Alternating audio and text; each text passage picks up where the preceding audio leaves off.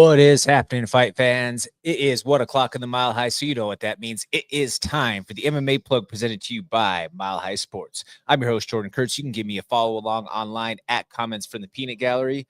We have a lot to dive into for you here, folks, this week.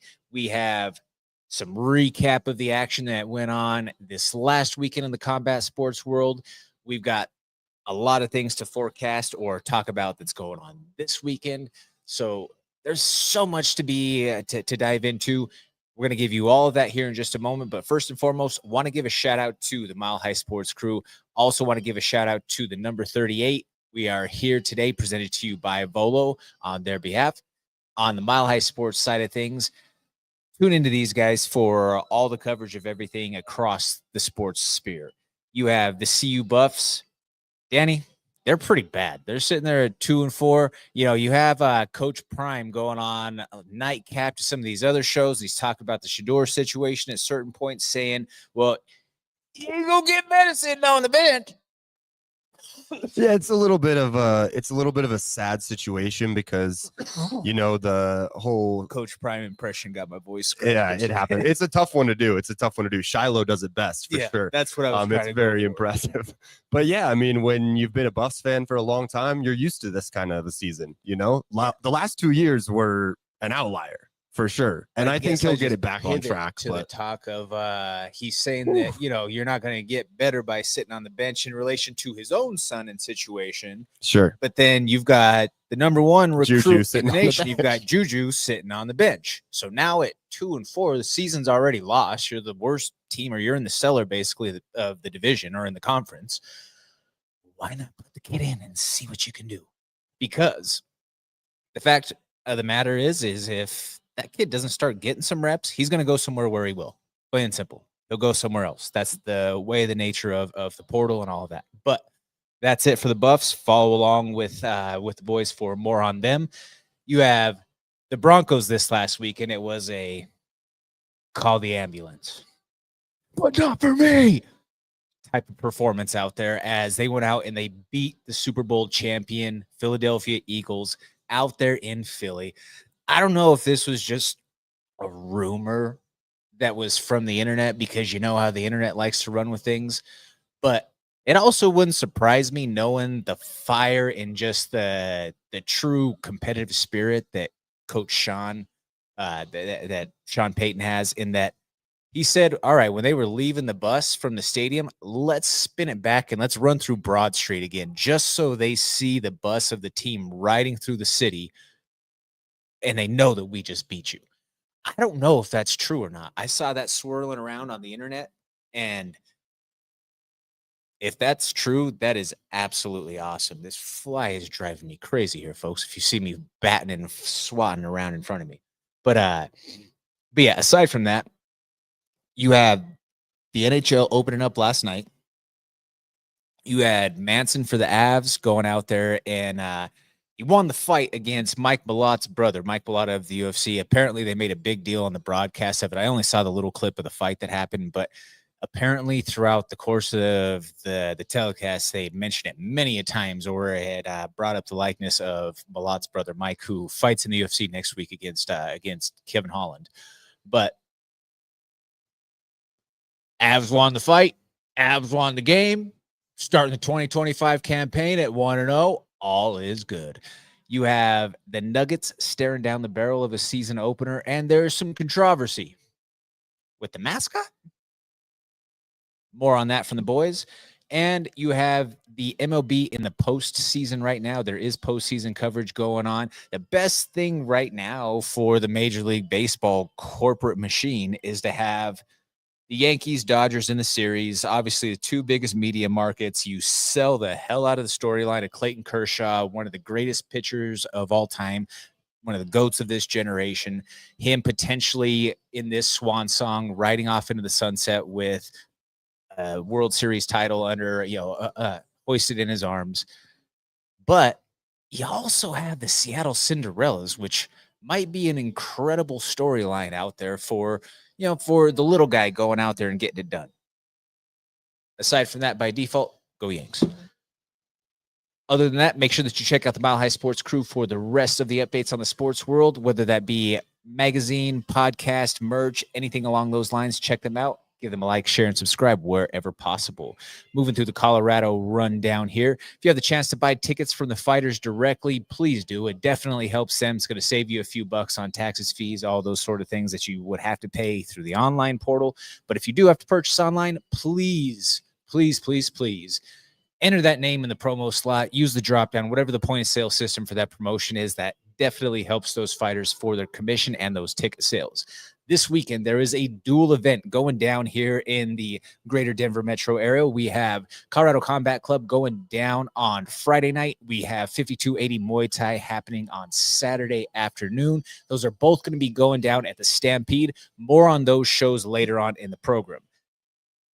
You have also the Mayhem show that is scheduled for a couple of weeks from now on October 24th. And then you have Sparta getting back in the mix at the very beginning of November. More on a lot of those events and participants with those as the dates grow near. To recap the weekend, you had Battle MMA Championships going down in Colorado Springs. There was a couple of familiar names and faces. We have friend of the program in Chris Relentless Alone, who was on the card. He had a big TKO victory.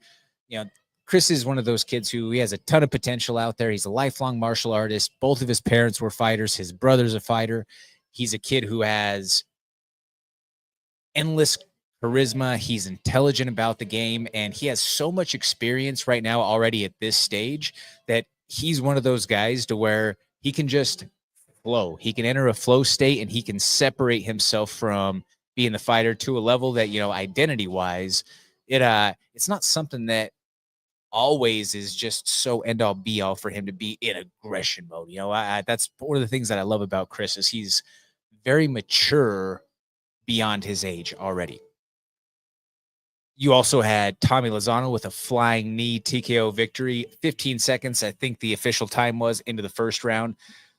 Tommy's another one of those guys who he's fought for us for Combat Club before. He's fought for a few of the other local promotions out here, went and won an AMI title back east. This is a guy who he's a military vet as well. I want to see him do well. You know, he goes out there and he fights his ass off every single time, and win or loss, he's going out there and he's going to put it all on the line. From somebody on the show side of things, that's all that we can ask for. All we can ask is, hey, is this guy going to show up? Is he going to make weight? And is he going to go out there and give you his all in his performance? And Tommy Lozano does that every single time. Tommy Lozano out of Sub Hounds, you know, like I say, that crew has some momentum brewing. They've got a few guys on the card this weekend. There was also a couple of his teammates on that card as well that they found some success out there. Also want to give a shout out to Kyra Dial picking up a victory by decision on that card. To my understanding, it was a very tightly contested decision with Sam Kinsey. Sam Kinsey out of Black Sheep Universe down there in Colorado Springs. Black Sheep is coached by a former teammate of mine in Alejandro Rodriguez. You know, they're a smaller squad down there that they're growing in terms of their team roster size as well as their presence within the fight community. I know that the style of both of these ladies is to go out there and have an all gas, no brakes type of approach. Sam is a little bit more on the striking side of things, whereas Kyra has that collegiate wrestling background. So that old school styles clash, if you will. Sounds like it went all the way down to the bitter wire where you had two judges who saw it one way, one judge that saw it the next. Being that there isn't exactly the highest volume of ladies in the lower weight classes, there might be the chance that these two run it back at some point. Hey, I'm all for it. Sounds like there was some thoughts on you know, some of the sides where it was a little bit you know, it could have gone each direction. Well, when it's that close, you may see it again. Moving along from that, you have UFC 320 that went down in the fight capital of the world, Las Vegas, Nevada. You had 3 Colorado fighters on the card. Unfortunately, it didn't go in favor of all of our Mile High brethren on that, but we're going to go through some of the results here on that card. In the main event, Poatan returned to the throne. Alex Pereira reclaimed that 205 belt And yeah, I get it that Ali and Ankalaev themselves, they put out the video of him with the rib issue and saying that he was compromised and all that going into the fight. I understand. But I will also counter that by saying there's a lot of fights, or a high percentage, I would say almost a majority, where somebody is coming into that fight with an injury of some sort. There's a lot of times where that's the case. And if you want to pull the injury card, then how about we take a look at the first matchup with Pereira? Because Pereira was documented to have been dealing with a hand issue. As noted again by him kind of popping his foot back into place, he's got some sort of dislocation or a broken bone issue going on in his foot. That was something that he was manually resetting himself in the cage after multiple fights throughout last year's campaign,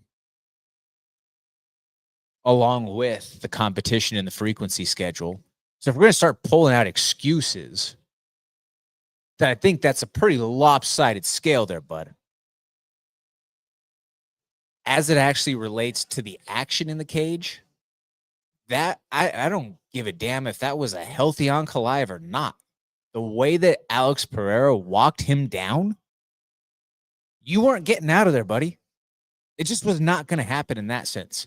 The only chance that somebody would have had against the way that it looked like an angry and determined Poatan the other night would be the approach that Tom Aspinall said that if they fight. He said, in the first 10 seconds, I am rugby tackling him from as far across the cage as I possibly can. I'm using, I don't care if it's not a technical takedown. I don't care if it's any bit of tactical taking of feet to canvas. I am dragging him down by any means necessary. I'm not even bothering with him on the feet. That is the only chance that Ankh would have had that night. And it still would have been slim. With the way that he spoke about Pereira, whether it was Ankalaev himself or whether it was Ali typing the tweets, which that's always been a polarizing lightning rod of controversy for all of those dominance athletes. Yuri, who loves everybody, Yuri, who doesn't speak bad about anybody, had a pretty hot take on that situation. And then once he was backstage, he said, oh, well, I kind of realized by the conversation with Ankalaev that it wasn't him that was saying all of these things. So more food for thought, but we'll get back to that later. Ankalaev saying that he was going to send Alex back to the tire shop seems to be the statement, the blackboard material, if you will, that was the straw that broke the camel's back. That was the line that incensed, not even just fired up. I will say that was the line that incensed Pereira to go out there and have that type of performance. In the face-off prior to the fight, he said, I'm not going back to the tire shop. Afterwards, there was another reference to the tire shop. That imagery is, we figured out what the trigger for Poatan is, and that should be the big red do not press button for anybody that goes forward against him. Is he did the whole what's the dude's name, the influencer, and he's like baby or whatever, like the dude who does the this, like he brought out that whole thing again, and right over the top of Ankh, and even as Ankh is starting to get up, is throwing it right directly into his face. Afterwards, Ankh's team is asking them, hey, like 1-1, run it back. Glover looks over to him and tells him, no. Yeah, they're not running that back right away, especially with the way that he disposed of him so early into that contest. The vitriol from the things that were said and the perceived disrespect on the Pereira side of things, they're not running that back right away. And the UFC is in no hurry to run that back. It is well noted that they do not like him. When you have an esteemed member of all UFC broadcasts and panels, and Dean Thomas, who has been on public record saying that the UFC should trade Ankalaev for Dakota Tcheva of PFL, I think that just goes to show what their opinion is of him. Yeah, he's definitely got to work himself back up through the ranks if he wants to get in the mix for a title shot once again, and it's not happening as long as Alex is the champ. What's next for Alex? I would love to see him go up and challenge at heavyweight. He wanted to call out John Jones, but in the wake of the Arthur Jones news, rest in peace, he decided not to. He instead chose to have a moment of silence for him, which, what a martial artist, what a respectful martial artist in that sense. There's the Olberg fight that's there. I don't need to see it. I don't need to see it to cement his legacy of what he is at 205. Don't need to see it. Although it is a striker that would make for probably another entertaining highlight reel knockout. The other option out there at 205 right now is a third fight with Yuri, who, yes, Yuri is such a fan favorite, and I love watching Yuri fight. But how can you justify getting Yuri a third title shot against Alex, who has already knocked him out twice? It's kind of a hard sell. So what's next? Does he go up to heavyweight? We shall see. In the co-main event, Merab Dvalishvili gets it done against Corey Sandhagen. This one obviously for the hometown or the homer aspect or the personal angle, this one was a heartbreaker. This one was hard to watch. I've been on record saying that, man, I think that Corey Sandhagen is IQ-wise and just by his actual tactical tools that he has, one of the most gifted guys on the entire roster, and I still believe that. I just think that right now, at 135 pounds, we might very well be seeing the greatest bantamweight of all time in Merab Dvalishvili. I've on many of accounts stated that I believe that Dominic Cruz is the best 135er of all time, especially with the way that he was able to maintain his high level of performance across the WEC into the UFC, multiple significant injury layoffs where he came back and was able to continue the streak and continue to win. But Merab is such a machine, ladies and gentlemen. And how many times have we spoken and said that the bantamweight division is the most talented right now? The bantamweight is the hottest division, or it's between 135 and 155 of who is the most competitive, who is the best division right now in the UFC. Well, Merab is now multiple title defenses deep into his run as a bantamweight and en route to the title because he had to take the long road due to his best friend and training partner, Aljamain Sterling, being the champion previously and not wanting to fight him. Merab has basically cleared the cupboard already at 135 against some of the who's who of all different styles. Strikers, grapplers, you name it. Merab has found ways to win. Former champions at that. Rising contenders. It is absolutely insane what somebody like Merab has been able to do, especially given his level of unorthodox type of approach. But sometimes when you are kind of that funky, for lack of a better term, you can't prepare for somebody, and there's certainly no way that anybody out there can prepare for the pace and the gas tank that Merab has. To be able to have that honor and be in the pole position and the only person who can boast of this that says that you have 100 takedowns in your UFC run is insane. He had 20 on Saturday. funny joke from Sean O'Malley. Sean O'Malley said, only 5 of those were against me because I couldn't get up.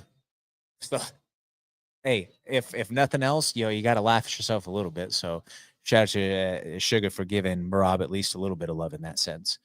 But, the thing is Corey will bounce back. He's got a great camp around him. He's an incredible martial artist himself, as mentioned. He'll be back.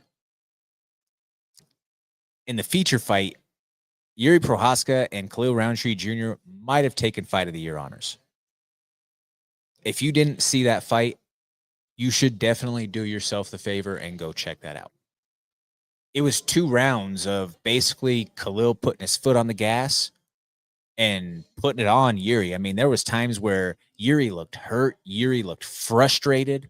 Yuri looked like he was just trying to figure out what button to press to kind of get himself going, because at every step of the way, he was getting touched up by Khalil. But then comes the 3rd round, and Yuri starts finding the body, lands a couple of kicks to the body that look to really take the wind out of the sails of Khalil. And you just slowly see that life deflating out of Khalil, and Yuri ultimately secures a cinematic TKO victory, or I shouldn't say TKO, a cinematic knockout victory in the 3rd round. I mean, again, the way that fight played out, it was literally something out of a movie. And then Yuri afterwards finally saying in the post-fight press conference, I mean, how can you not love Yuri? And he said, oh, yeah, like I started figuring out, like, putting my hands up works. Putting my hands up for defense works. Well, that's always been something that people have been trying to tell Yuri for years of, like, hey, this whole strategy of blocking punches with your face isn't good for you long-term there, bud. There's even the video from him back in Ryzen back in the day of him just weathering just punch after punch on the ground. And then he basically, like, Johnny Cage or, like, hulked out of it and ended up winning the fight. But yeah, that's not good long term, and especially with somebody like Khalil who throws as hard as he does. Well, that's not a good strategy to just weather damage until you can't.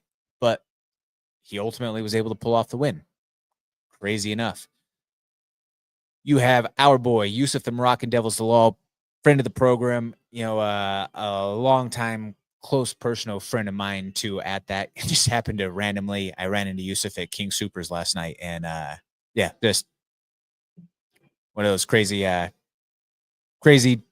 moments of just, hey, walking down the produce aisle and run into your buddy.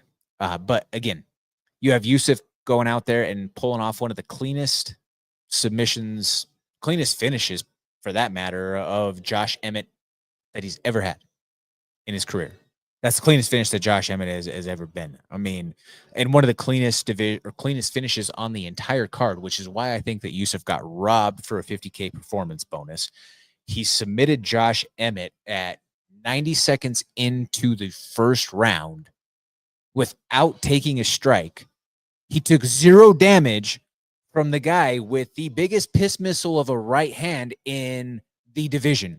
Arguably one of the scariest power punchers in the division's history. I mean, you remove Ilia Topuria out of the division, and I would make the strong argument that that's the most devastating right hand in the history of 145 pounds. Did not even play a factor. Gets submitted in 98 seconds, verbal submission for the armbar. Yusuf moves up now. He is sitting in the number 7 spot. He's calling for the fight with Lerone Murphy. Lerone Murphy is not set in stone for that title shot with Alexander Volkanovski, as we talked about a couple of times here on the show. Whether that goes to Lerone or Diego, that's still kind of up in the air, especially with Movsar still out and going to be out until 2026. Yusuf wants to be active, and he's calling for that Lerone Murphy fight. Maybe that happens toward the end of the year. I would love to see it. I think that Yusuf is 1 win away from being in a legitimate title contention spot. That is so awesome to see. And what was even cooler from all of that, Yusuf's mom got to see him fight for the very first time ever on Saturday night. And then his pops, Mustafa. Mustafa is a crack up. That guy is a spark plug of energy. I mean, you guys all know how energetic and how lively and loud Yusuf is. Pops is the same exact way, especially at his fights. And then you get him walking back out. The UFC captured it. When you see on the UFC's post of him running up to the people that are up there against the guardrail, that was him going up to his parents. And then there's another secondary clip that got posted of showing that interaction with of hugging with his mom and his dad.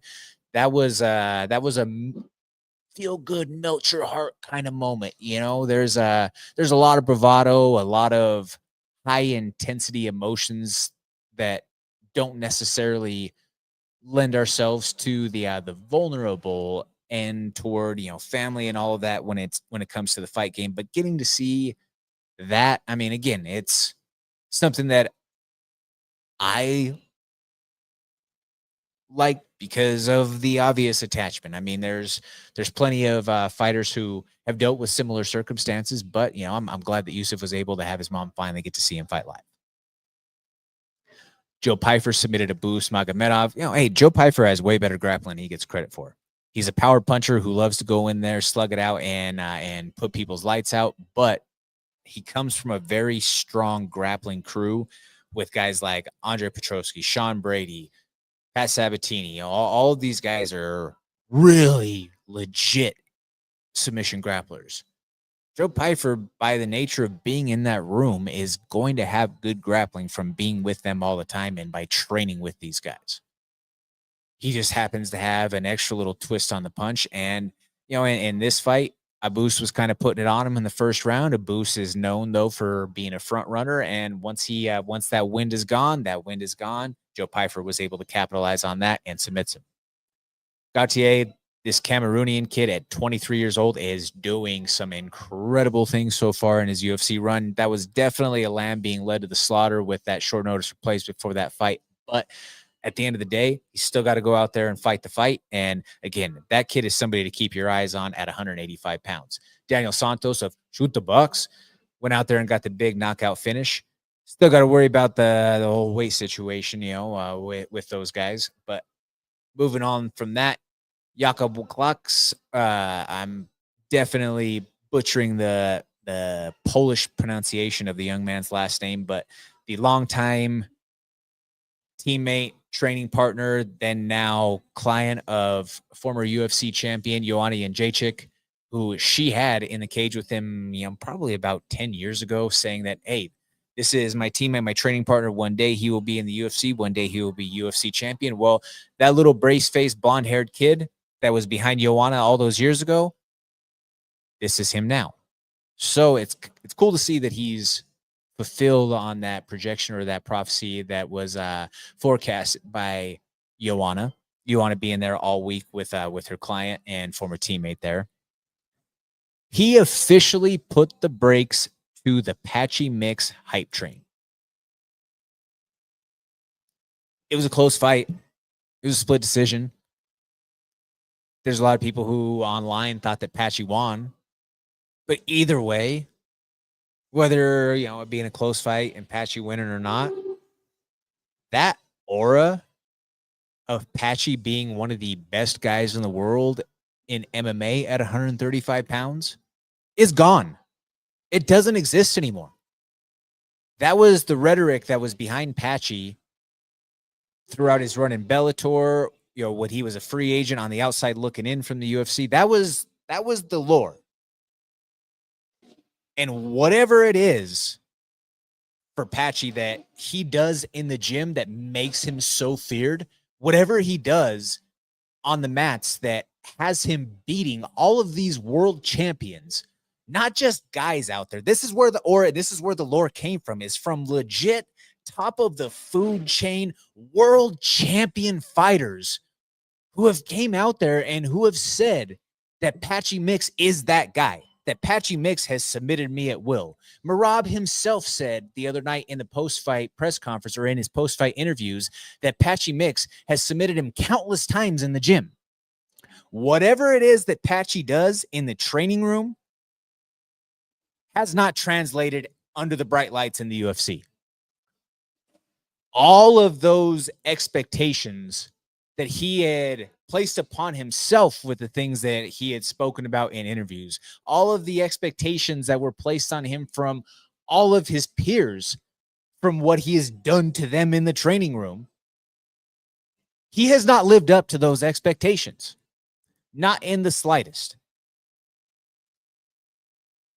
He is sitting at 0-2 right now after losing to Mario Bautista, who I will give credit. Hey, that was a short notice fight, and Bautista is legit. Mario Bautista is a very good fighter. But is he a world beater?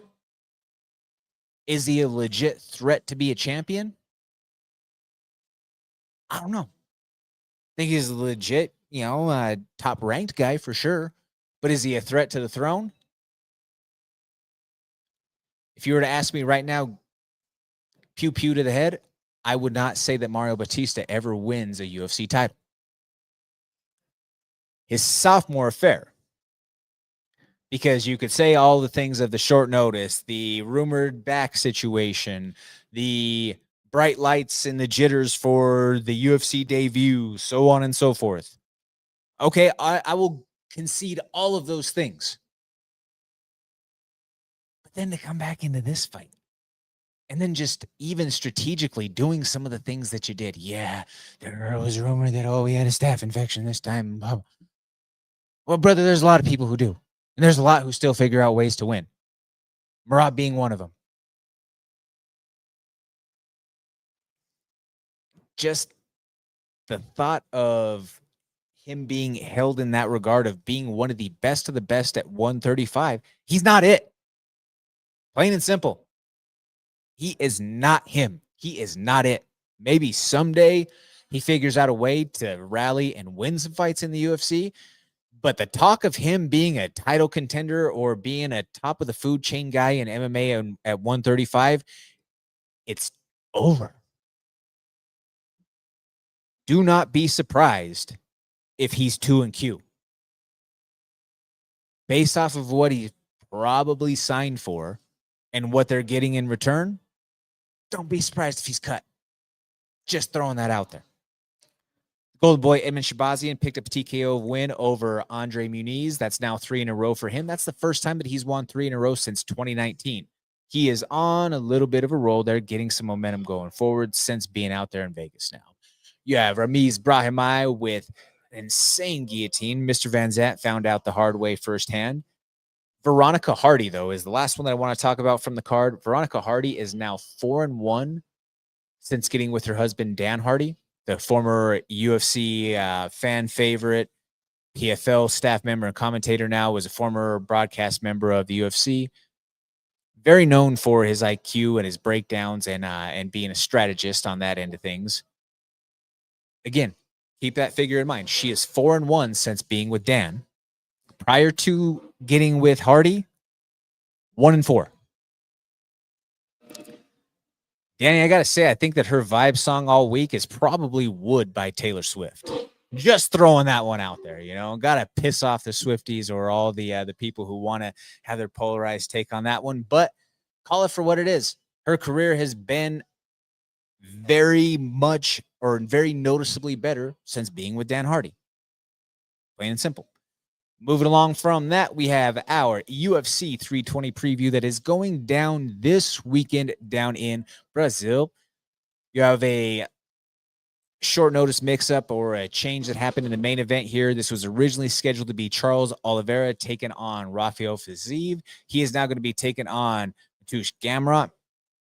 One way or the other, whether it was Gamer or Fiziev, I still hate this fight going on right now at this time for Charles Oliveira. Straight up. I hate it. It shouldn't be happening. He should not be fighting right now. He just got sparked and sent to a place where time doesn't exist a couple of months ago against Ilia Topuria. Him being back in a 25-minute main event fight, I don't give a rat's ass if it's in Brazil or not. It's too soon. Unless this is him putting down the gloves and him wanting the chance to do so there. And I still don't agree with it. I still think that you could have put it on to, they usually go back to Brazil either Q1 or early Q2 each year. I wouldn't have minded, Delay that out. Have the proper send-off.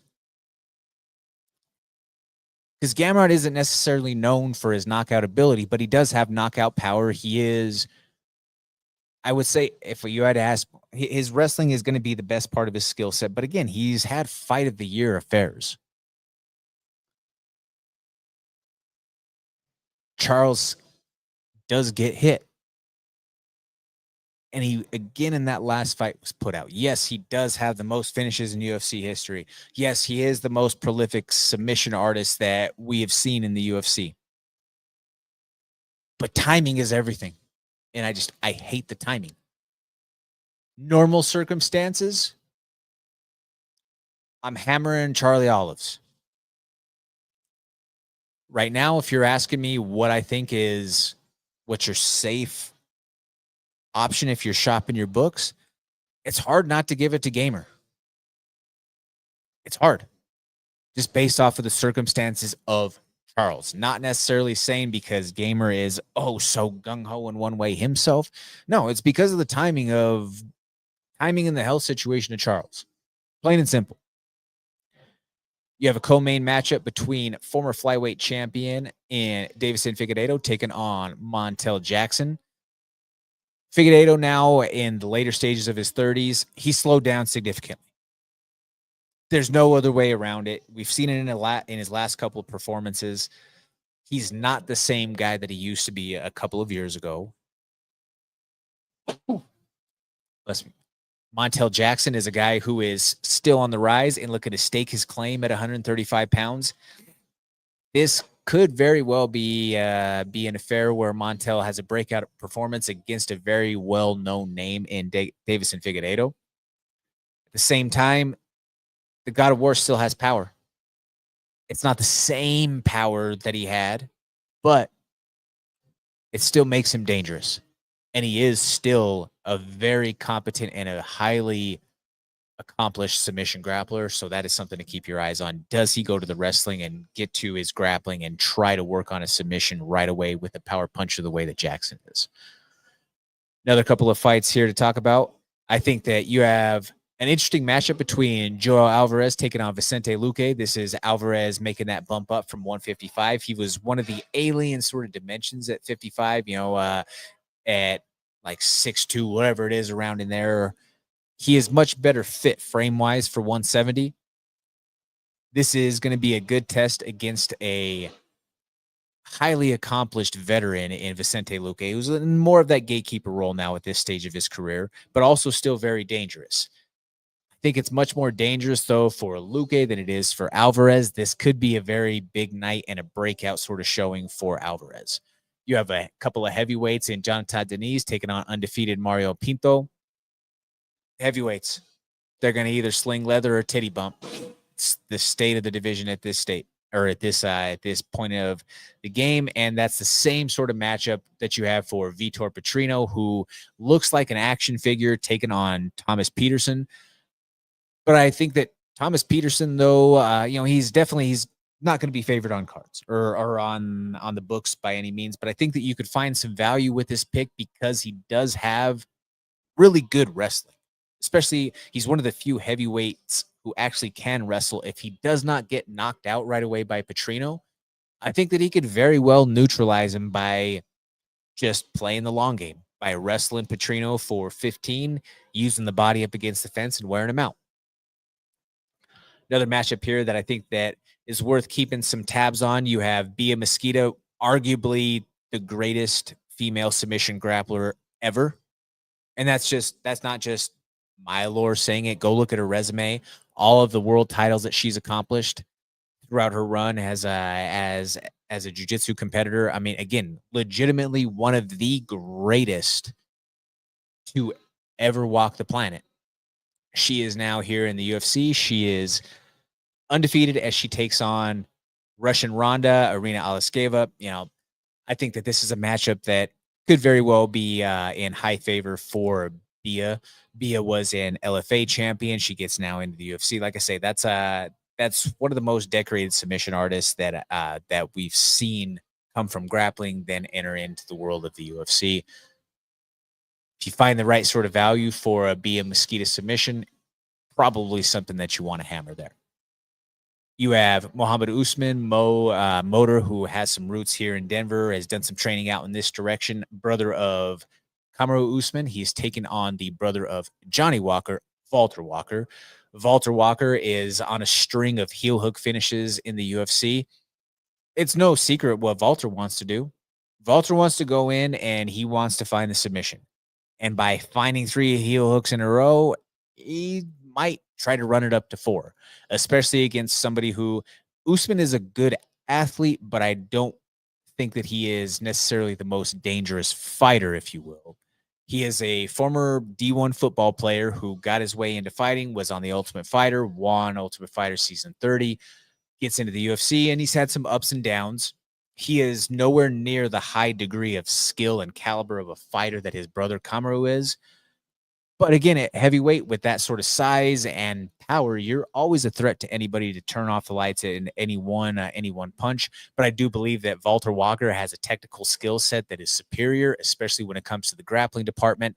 I wouldn't be surprised if you see Walter Walker basically jump guard at a certain point if the action hasn't naturally gone down to the canvas, or jump into some sort of a scissor entry to where he gets to a leg. Would not be surprised at all if that were to be the case. And then the last fight that I want to just give a mention for, and this one is, purely for the fellas, and all reasons why. Karolina Kowalkiewicz is on the card. Enough said. Moving from that, we have a quick little preview to run down from the couple of events that are happening here on the local side of things in the greater Denver metro area. We have going down Friday night at the Stampede. Doors are cracking at 6. Fights with the target start at 7. You have Colorado Combat Club 26. Guys, if you go to CO Combat Club on Instagram, you could check out all the promo material leading up to the card there. There's a couple of countdown packages, as well as just some of the highlights from past cards from some of the vets that are going to be returning here for this show. So I encourage you to please go check that out. In the main event, you have friend of the program, as well as a former D1 wrestler at the University of Northern Colorado, a former LFA champion, a veteran of the Contender Series, Bellator, as well as the PFL. You have Justin J. Train Gonzalez going to be in the main event, taking on fellow Bellator veteran in Edwin Chavez. In the co-main event, you have a fight that on paper might very well steal the honors for fight of the night. I mean, there's been some fireworks exchanged, some barbs back and forth between the two of these guys on the countdown. You have King Connor Leonard, I should say, taking on El Cabron, Brandon Waters. Again, featherweight, 145-pound matchup that there is no way that this fight does not deliver on the action.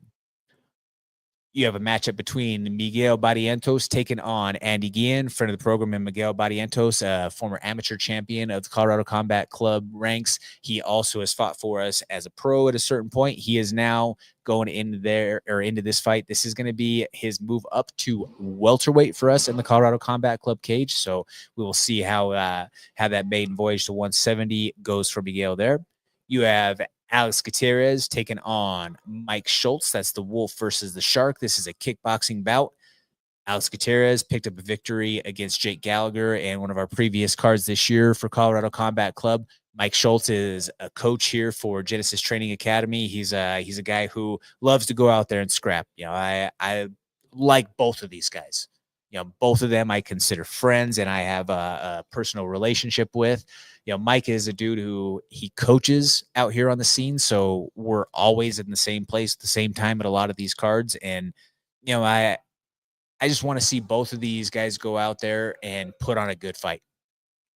That's what it comes down to once you have the level of attachment with the fighters as you do at this stage of the game. I mean, hell, Alex's brother was a teammate of ours for a long time at Factory X and Big Cell. Shout out to Big Cell.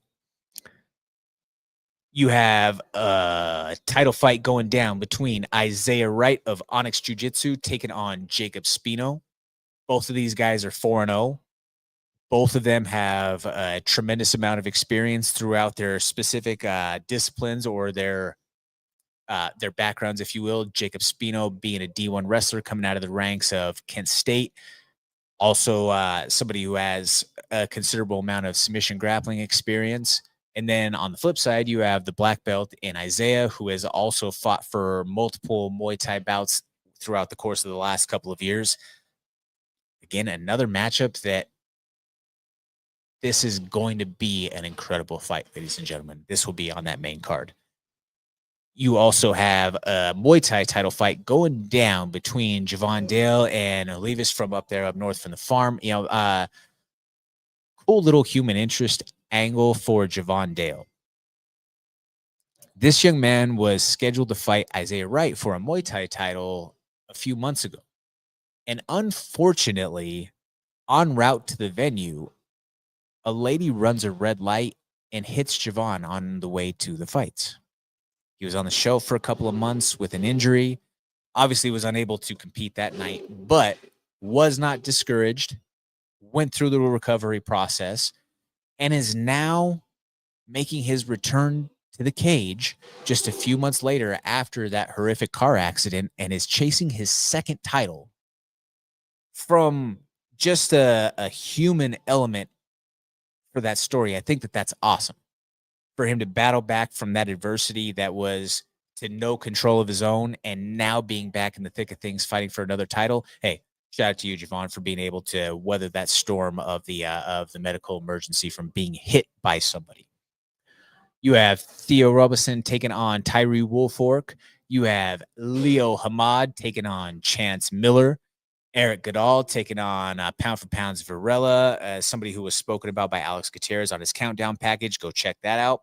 Ryan Pyatt is on the card. He's a young stud who I've seen fight for years now, ever since he was a teenager, and now he's grown his way up through the ranks in the MMA world. So fun to see. Excited to have him back on the card. And then you have a couple of ladies opening up the show. You have Cheyenne Chavez taking on Olivia Romero. They're going to bring the fire right out of the gate. And then on Saturday for a Muay Thai matinee, you have 5280 Muay Thai fight series that is going to have a few fights on the card that, to me, man, these are by themselves, if you were to put them there, worth the price of admission. One of them being Griffin Kennedy against Kai Bertram.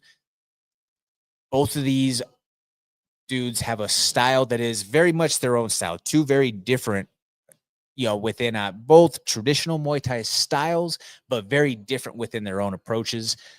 Kai, a young gun who is fresh off of a tour over there in Thailand, coming back, looking to excel his record here stateside. And then you have Griffin, who is a butcher by trade. I mean, this dude is literally cutting heads off for a living. He is so strong for his frame, or compared to what the optics may be when you see a couple of long, lanky, lean guys. I mean, this dude is as strong as it gets. And he has so many tough fights on his record. When you look at it on paper, you see a bit of a lopsided record, but that is not truly indicative of just how good and talented Griffin is. And he is going to be representing 29 degrees in that fight. Those guys always are well prepared. Crew Bedwell is somebody who I have a great deal of respect for. Again, those athletes coming out of their tribe are always very well prepared to fight. And regardless of what the situation is, win or loss, they showed themselves and represented well. Again, Griffin is a kid who he has the chance to basically play the spoiler to some of these guys who are in Kai's position with a very solid or an exemplary record, if you will, that they might look and see, oh, you know what? This is a chance for me to go out there and run it up. No. This is going to be one of those to take from the gambling world. This is a trap game. This is somebody in Griffin who is a very tough and a stalwart competitor who he's going to go out there and he's going to give Kai all of everything that he can ask for. But on the flip side, Kai's a thoroughbred. Kai is that damn good. So we get to see them slug it out with the Art of Eight Limbs on Saturday, and we figure out who's got the sauce. You have Jaden Etienne taking on Noah Aquila. You have Aaron Trevino against Josiah Salazar. Matt Ramos makes his return, taking on Jordan Grisham. You have Brian Medina taking on Kylan Douglas. You have Hamza Harget. I've sparred with Hamza before. This dude is a problem. The way that he can throw some spinning attacks, he fought a few times before a couple of years ago was away from the game for a couple years and then is now making his return. I'm excited to see what this young man brings to the table because I know that he is hungry to go out there and put on a performance. He's taken on Jacob Quintana. You have Quadra Husseini taking on Deonsa Gordon. That has banger written all over it. Quadra Husseini has never seen a boring fight so far in his career. You have Dylan Ruane out of Southern Colorado taking on Axel Pena. Dylan Ruane, a guy who Chris Stallone speaks volumes of, by the way. So looking forward to seeing him on the card. You have Brady Zimmerman taking on Nick Gamma, and then you have the return of Rory Hanlos taking on Declan LaShawn. Man, I think Rory Hanlos is such a talented kid. He's had a couple of really hard and tough fights on our 5280 shows, and he's looking to go get his hand raised this week. You know, I have a great deal of respect for Rory as well as his coach in Brandon Thatch. Those guys are tremendous just people to deal with on the professional side of things, and have someone like Brandon Thatch in your corner who does have the experience that he does. I think that is only going to continue to pay dividends for Rory. And, you know, I look forward to working with these guys again this weekend. Closing out the show, we have made it to the point that you have all been waiting for. We've got 3 rounds. Got my man Danny Bailey behind the boards. First round, Danny. Yeah. All right, Jordan. Conor McGregor offered a different side of himself in an interview last week where he said he almost got lost in the process of promoting and still trying to be an athlete. What are your thoughts? I actually thought that few moments, or those few seconds, I should say, of that interview for during the procession of the BKFC event last week that Conor had, that was one of the most truly honest and introspective looks that we've had from the Notorious in almost probably ever since he's made it, if you will. You know, since the days of being prior to, you know, getting into party mode and all of that. But at the same time, there was a certain level of still delusion within that answer by itself. Because, you know, buddy, you did lose yourself. You did get lost in the sauce. Yes, you gained the world financially, but you lost nearly everything else in the process. You've lost the respect of your peers as a fighter. You're a convicted rapist. You've had countless acts of public infidelity that your children will be able to look up for as long as they're alive and have access to a quick internet search. You've now also been suspended for 18 months for a violation of the drug protocol, albeit it's reported that it was due to whereabouts failures, but still, nonetheless, that's part of what the protocol or the program entails, that everybody else has to follow, is updating your whereabouts, and you failed to do so. Therefore, you are now in the program with a violation. You cannot return to competition prior to, I believe it's March 2026, which, let's be honest, he wasn't going to fight before March 2026 anyway, but still, I will leave you with the TDLR on this response of, yes, it was introspective and a moment of honesty, but there was still a large deal of grand delusion that shows that Conor has gone nowhere near rock bottom to truly begin to take accountability for himself. After being arrested on September 18th, charges for Roger Jackson have finally been announced. Too harsh or too lenient? So on Monday, prosecutors from the LA County Attorney's Office, per the LA Times, made the announcement that Raja is being charged with 1 count of felony battery, 1 count of misdemeanor battery. I'm not an expert in terms of the legalities, what makes it what degree, all of that. I don't know. That's far beyond what my level of expertise is. What I do know is that there has to be some level of punitive measures or punitive actions taken against Raja Jackson. You can't have the precedent set that somebody, because if it wasn't Raja Jackson, if that was Joe Blow who went into a performance and assaulted a worker in the way that happened, if that was Joe Blow, they're getting prosecuted. And I do understand that there is going to be a certain level of nepotism and, maybe potentially some leniency that happens based off of the profile of Raja. But there has to be some sort of punitive action taken. Even if it's a small slap on the wrist of time served with an extended probation, something, whatever, it can't be a situation where it just gets swept under the rug and goes away. There has to be some level of punishment that is dealt for what happened.